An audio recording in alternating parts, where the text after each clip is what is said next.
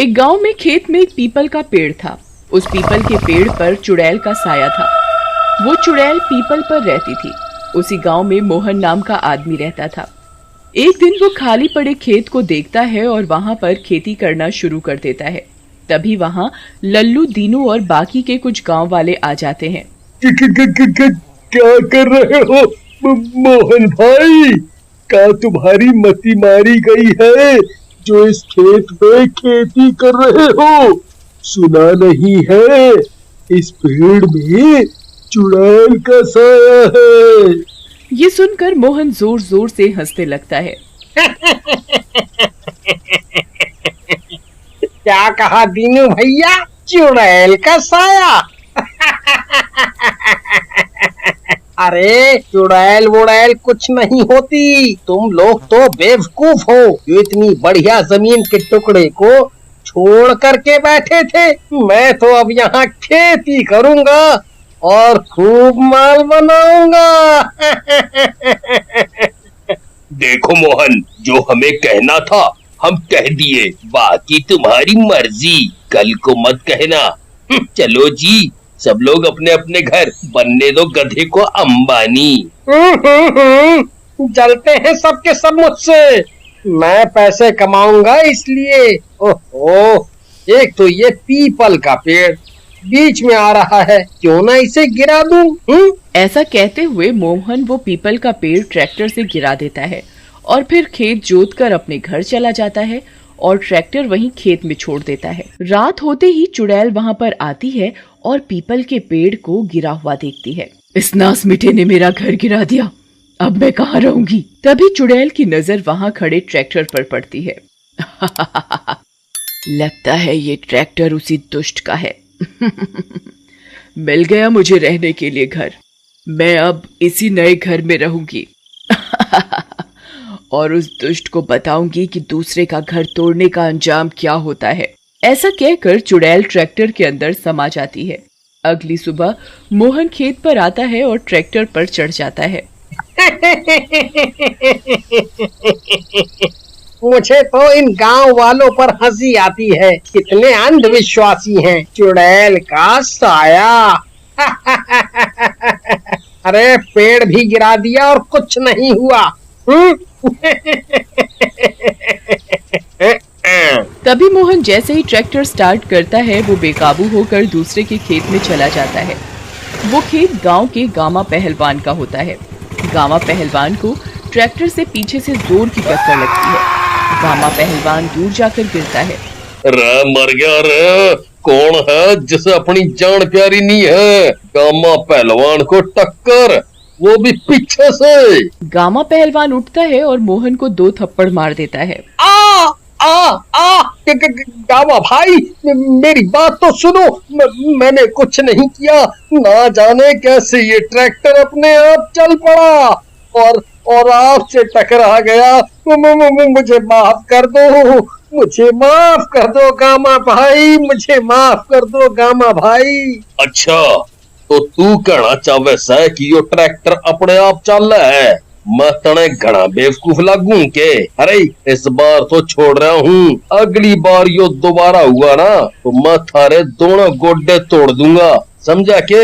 इसके बाद गुस्से में गामा वहाँ से चला जाता है। घर जाकर मोहन, आज तो मूड ही खराब कर दिया इस ट्रैक्टर के बच्चे ने। गुस्सा तो बहुत आ रहा था, लेकिन ये गामा थोड़ा तगड़ा है, नहीं तो दांत तोड़ देता मैं इसके। उधर रात होते ही चुड़ैल फिर से ट्रैक्टर स्टार्ट कर देती है और ट्रैक्टर से गांव वालों के पूरे खेत जोत डालती है, जिससे कि उसमें उगी हुई फसलें खराब हो जाती हैं। अगली सुबह सारे गांव वाले गुस्से में मोहन के घर पहुंचते हैं और उसका दरवाजा खटखटाते हैं। मोहन बाहर आओ, हम सबकी फसल खराब करके आराम से घर में सो रहे हो, बाहर निकलो। क्या हुआ लल्लू भैया? सब गांव वाले मेरे घर पर सब खैरियत से तो है? वाह वाह, नौटंकी बाज, सबकी फसल खराब करके कितना भोला बन रहा है। वाह, गांव वालों बताओ इसको जरा खैरियत से। तभी गांव वाले गुस्से में मोहन की पिटाई करने लग जाते हैं।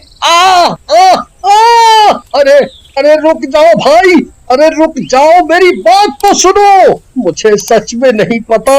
आ, आ, मुझे सच में नहीं पता क्या हुआ। अरे नास मिटो, क्यों मार रहे हो मुझे?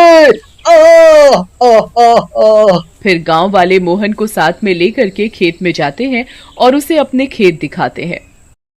देखो अपनी आंखों से क्या हाल किया है तुमने। सब गांव वालों की फसलें खराब हो गई है। मालूम है कितने का नुकसान है ये? दीनू भैया, मुझे सच में नहीं पता कि ये कैसे हुआ। किसी और की शरारत लगती है ये, क्योंकि मैं तो रात में ट्रैक्टर को खड़ा करके घर चला गया था।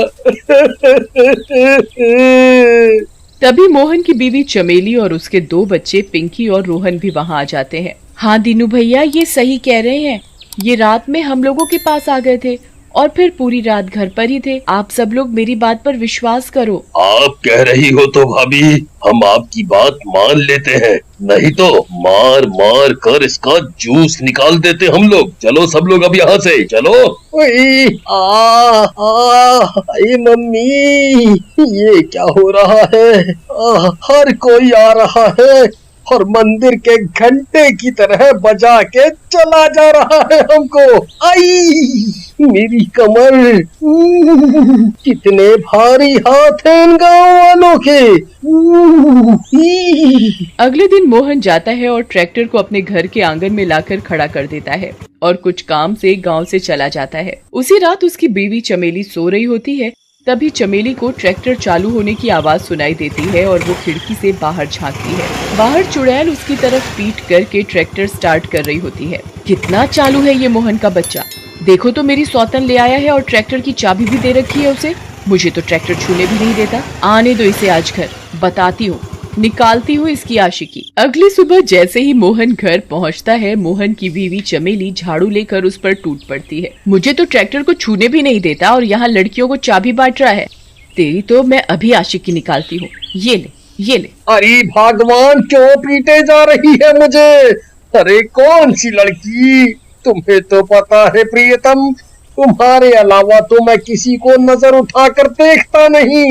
अब रुको, अरे रुको और बताओ बात पूरी। फिर चमेली मोहन को रात की सारी बात बताती है। अरे मुझे तो कुछ गड़बड़ लगती है। आज रात को देखते हैं। मैं ऐसा करता हूँ, तीनू और लल्लू भैया को भी रात को बुला लेता हूँ। मैंने कुछ नहीं किया, मैं सच कहता हूँ मेरी करीना कपूर, कुछ नहीं किया। फिर योजना अनुसार लल्लू, दीनू, मोहन और चमेली ट्रैक्टर के पास छिपकर बैठ जाते हैं। रात होते ही चुड़ैल ट्रैक्टर से बाहर निकलती है। क्या मजा आ रहा है इस मोहन के बच्चे को पिटवा पिटवा कर। मेरा घर तोड़ा था, इसको तो मैं कहीं का नहीं छोड़ूंगी। पहले थोड़ी और हजामत हो जाए इसकी, फिर इसको मारूंगी। पूरे गांव को। चुड़ैल को देखकर चारों बहुत डर जाते हैं। देखा, कहा था ना कि ज्यादा लालची मत बनो और पेड़ को मत गिराओ। अब फंसा दिए ना सब गांव वालों को। लल्लू भैया, मैं तुम्हारे पैर पड़ता हूँ, मुझे बचा लो इस बार, बस इस बार। आगे से कभी लालच नहीं करूँगा। बचा लो लल्लू भैया, बचा लो। उनकी ये खुसुर फुसुर चुड़ैल सुन लेती है और उनके सामने आ जाती है। तुम लोग यहाँ छिपे बैठे हो? हाँ चलो, अच्छा है, आज से ही मेरा शिकार शुरू हो जाएगा। सब गांव वालों को मारकर सबके घर पर कब्जा करूंगी और फिर मैं मजे से रहूंगी। मुझे बेघर कर दिया था ना। फिर चुड़ैल मोहन को गर्दन से पकड़कर उठा लेती है, लेकिन तभी सरपंच और गांव के पुजारी वहां आ जाते हैं। सरपंच जी, मुझे बचाइए, ये चुड़ैल मेरी जान ले लेगी। बचाओ, बचाओ मुझे। तुम डरो मत मोहन, मुझे तुम्हारे साथ हुई घटनाओं से पहले ही अंदेशा हो गया था कि ये उसी पीपल वाली चुड़ैल का काम है। इसीलिए मैं गांव वाले पुजारी जी को साथ लाया हूँ। कौन ये पुजारी? ये बचाएगा तुम्हें मुझसे? ये फटीचर, तुम लोगों ने मेरा घर तोड़ा है, अब तुम सबको मारकर सबके घरों पर मैं कब्जा करूंगी। पहले तो मैं सोच रहा था कि तुझे कोई नया पेड़ रहने के लिए दे दूंगा, लेकिन तू तो बहुत ही घमंडी और खतरनाक चुड़ैल है। तुझे तो इस दुनिया से दूर भेजना ही पड़ेगा। ऐसा कहकर पुजारी जी अपने पास से भभूत निकालते हैं और चुड़ैल पर डाल देते हैं। भभूत की चुड़ैल के ऊपर गिरते ही चारों तरफ धुआं ही धुआं हो जाता है और जैसे ही धुआं हटता है चुड़ैल गायब हो जाती है। चलो अच्छा हुआ पुजारी जी ने ही सब काम कर दिया, नहीं तो चुड़ैल से हमें ही लड़ना पड़ता है।